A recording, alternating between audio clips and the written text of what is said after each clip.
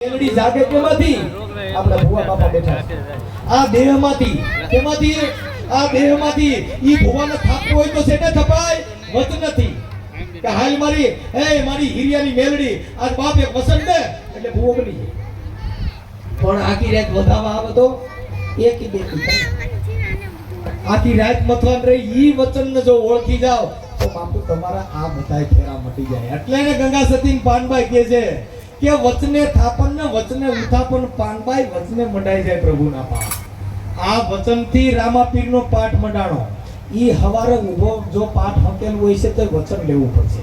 વચને થાપન વચને ઉથાપન વચને મંડાઈ જાય પ્રભુના પાઠ. એ સાહેબ આ પાઠ છે ને ઈ કોઈએ જોયો નહીં. આ 12 બીજનો ધણી આજે જે રામાપીરનો પાઠ છે 12 બીજનો ધણી.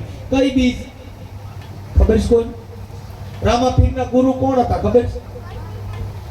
બોલ તું તો બાળીનાથ નહોતો એટલે આપણે કઈ કા બેઠા છે.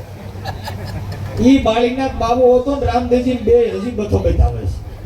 ઈ ઉગમસિંહના ચરણે દાદો રામો એવું બોલ્યા. ઉગમસિંહ દાદાના શિષ્ય રામદેવજી હતા અને રામાપીર મેઘવાળ હતા, દરબાર નહોતા. શાયર મેઘવાળ છે.